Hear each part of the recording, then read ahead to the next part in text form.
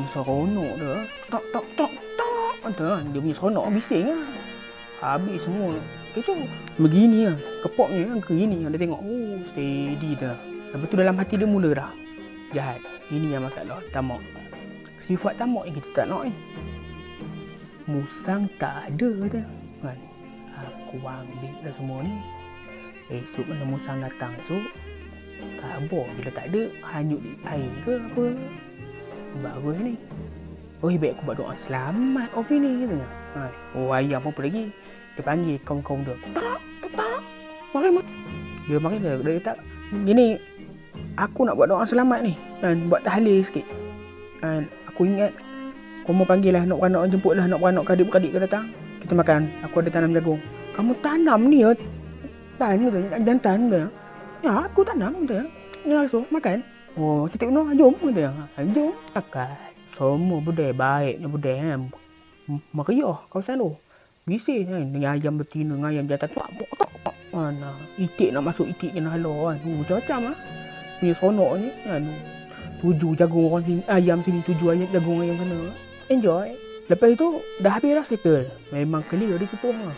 Bukan sikit-sikit. Kata lagi bajang ni ayam. Oh Tuhan. Lepas itu kan ayam dah mula risau. Ini kalau mari di usang ni apa kau nak jawab ni? Ini terang-terang betul. Kata. Bukan sikit-sikit ni kata kan. Habis sungguh kata. Malah punya ayam macam kan. Dia marah yang lain kan. Selaka tu. Kan. Agak-agak lah. Main tarik aku ni kan. Memang betul. Musang datang. Selang beberapa hari musang pun datang. Tuntut hak dia lah bahagian dia. Assalamualaikum lagi. Ayam. Awak mana kita punya kebun okey tak? Kamu tengok dah Musang. Aku pun tak tahu nak cakap apa mana. Musang weh.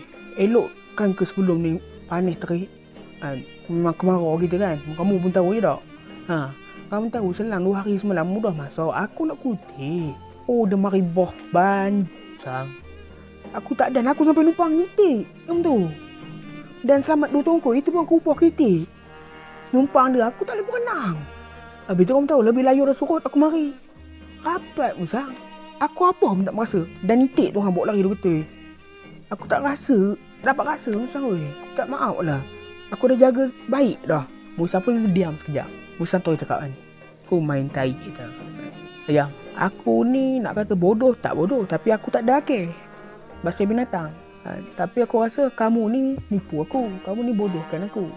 Kalau betul air bawa jagung-jagung kita ni. Kenapa bersepah tongkol-tongkol yang ada sekarang ni?